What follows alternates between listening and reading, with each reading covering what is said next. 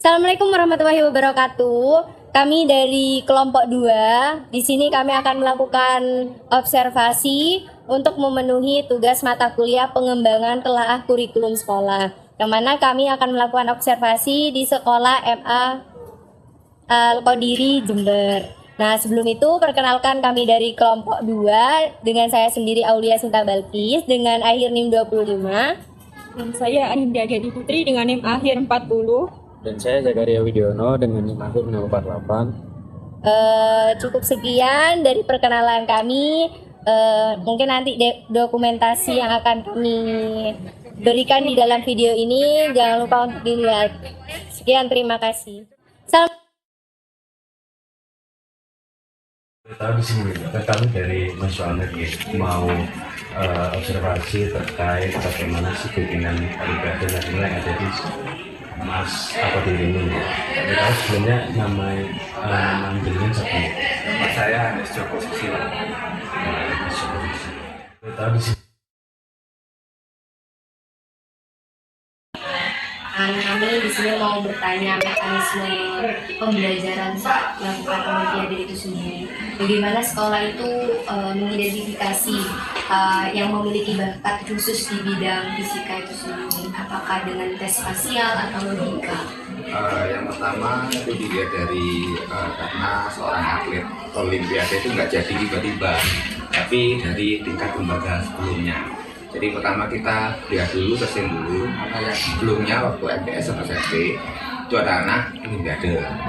Nah setelah itu dikumpulkan, kita berikan tes dulu tentang kedalaman materi yang mereka punya. Karena peralihan dari SMP ke SMA itu materinya agak berubah. Karena kami harus memberikan beberapa pendasaran untuk trigonometri, mereka beberapa, terus pengantar diferensial, integral turunan, mereka belum apa, makanya tidak dulu nanti.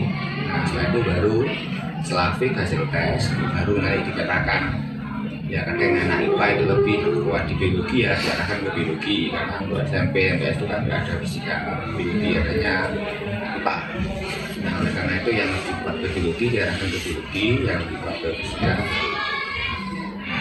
itu. Nah biasanya di sini untuk rutinitasnya tiap Kamis itu kan ada ekstra, jadi ada yang ikut Olimpiade, ada yang untuk selagi nanti untuk pelatihan lebih intens rutin itu kalau mau menjelang Olimpiade tiap hari itu 1 sampai 2 minggu sebelum Olimpiade.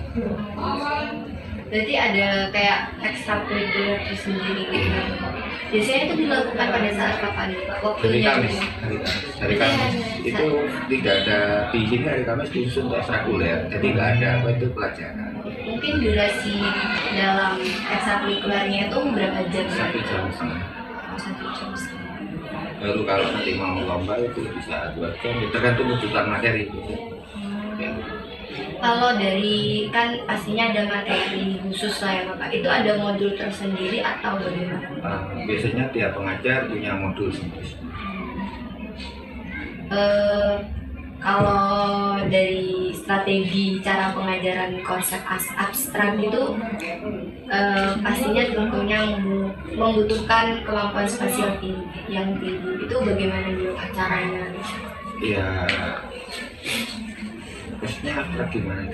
Mungkin kayak misal ini sih Bapak, kayak tentang bola langit atau kan yang tidak bisa digambarkan secara itu untuk nyata. astronomi ya. Ya kalau untuk astronomi ya digambar aja, atau kita bisa pakai untuk laptop itu untuk Berarti lihat YouTube-nya bagaimana. Kan banyak channel Olimpiade sekarang sih, kayak apa itu channel Nabla Education itu juga bisa.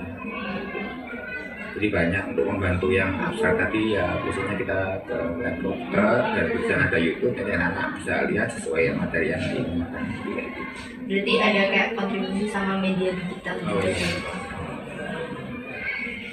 Untuk ini menyeimbangkan konsep teoritis sama keterampilan itu bagaimana strateginya? Strateginya ya kalau kami, karena ya ini bedanya dengan sekolah di negeri atau yang di lainnya. Kalau di negeri itu kan kemampuan guru sekolah itu disokong dari banyak hal, dari orang tua di rumah itu kadang memberikan les privat sendiri Olimpiade, jadi mereka lebih enak lah kalau di swasta apalagi di pesantren ini mereka kembali ke pesantren. Nah, jadi kayak itu yang ngawasi juga nggak ada, jadi akan harapan kami hanya kita biasanya kasih soal BR, nah itu supaya dikerjakan di pesantren, tapi kami juga nggak bisa menyuruh anak sampai perfect gitu yang kayak sesuai kemampuannya aja. Jadi kayak gitu, jadi kontrol kemampuan anak biasanya pakai tugas nanti harus selesaikan berapa hari, berapa minggu. Nah dari situ nanti dilihat materinya gimana, masih sudah cukup untuk melanjutkan ke materi berikutnya atau belum.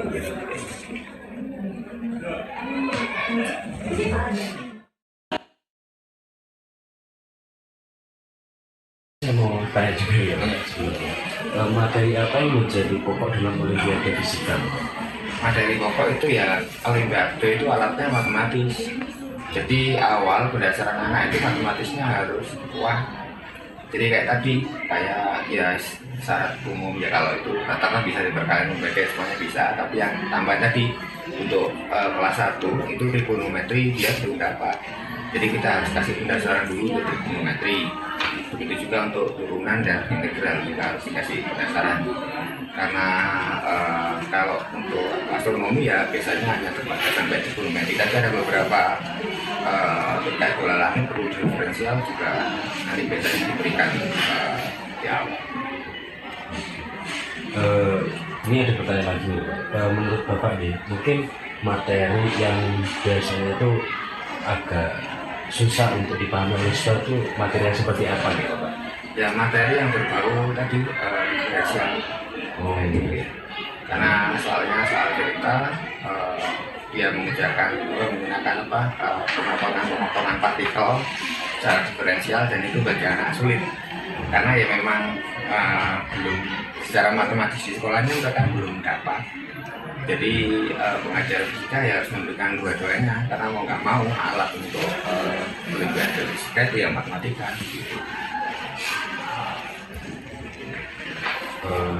Terusnya ada sejauh mana Bapak mengaitkan materi astronomi itu dengan fenomena lokal yang mana yang terjadi di kehidupan nyata sehari-hari, agar ya siswa itu bisa siswa yang Bapak bimbing itu nanti agar bisa menjelaskan lah gitu kayak gimana sih yang nanti akan Ya kalau untuk astronomi ya tidak semudah di fisika ya, karena astronomi lebih ke benda-benda langit. Secara kasat mata juga kesulitan, untuk teleskop kita juga nggak punya. Jadi ya paling untuk menunjukkan tadi, menunjukkan fenomena tadi ya bisa lewat media kayak YouTube dan kawan-kawan. Karena keterbatasan tadi, kalau teropong pun tidak tahu SMA berapa yang punya, kayaknya ada yang punya. Mansat pun tidak ada yang. Jadi di sini mungkin memanfaatkan kayak dari YouTube, dari sini. Yang kedua itu, apakah Bapak melihat perbedaan cara belajar siswa yang mana siswa itu pintar matematika dengan siswa yang memang jago visualisasi dalam ruang? Ya pasti beda. Untuk anak-anak yang punya dasar matematis yang bagus, biasanya mereka lebih ke arah sintesa. Jadi kayak soal-soal sintesa itu mereka lebih nyaman. Sedangkan kalau yang anak yang kurang matematikanya biasanya lebih suka yang ke update. Jadi itu perkembangan aja, nggak ada detail. Jadi kalau untuk perbedaannya itu mungkin dengan latihan-latihan begitu ya. Yang matematika mungkin bisa dengan cara mendorong siswa itu untuk maju gitu lah.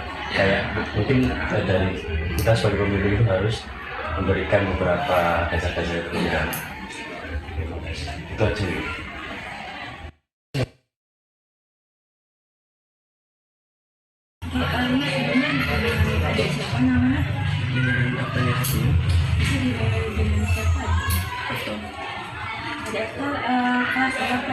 Saya dari kelas 11 IPA 1. Ini adiknya mungkin bisa disebutkan kenapa suka dengan pelajaran fisika? Karena bagi saya fisika itu membuat saya lebih mengerti secara logika apa yang terjadi di dunia.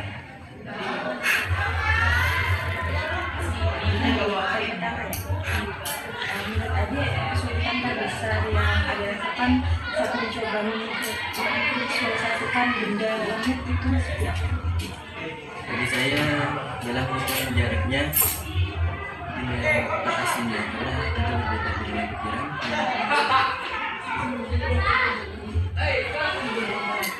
Selama pembinaan, materi apa yang paling adik membuat merasa jenuh atau sulit pahami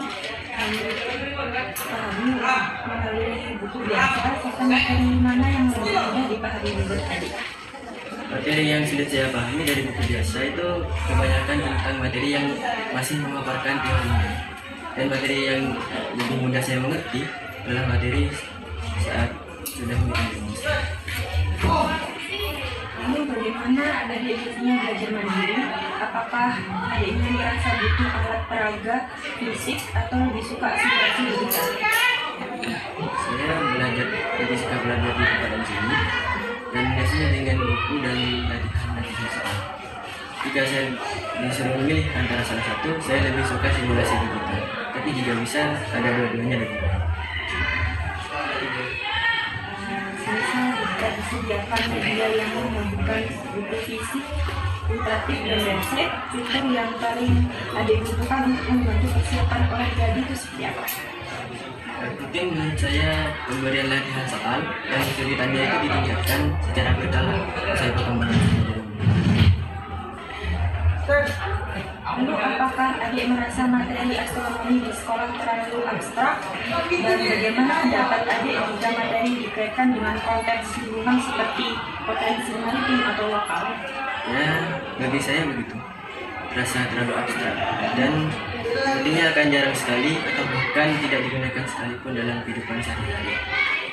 Dan saya akan sangat senang jika materi fisika, jika materi astronomi akan lebih dikaitkan dengan konteks lingkungan sekitar.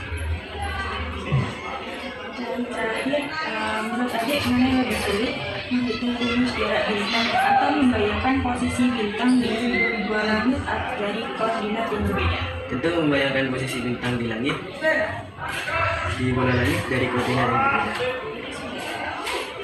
Terima kasih adik atas jawabannya. Mungkin cukup sekian dari video kami. Dari video-video sebelumnya cuplikan di mana wawancara bersama guru dan murid yang bersangkutan. Kurang lebihnya mohon maaf. Wassalamualaikum warahmatullahi wabarakatuh.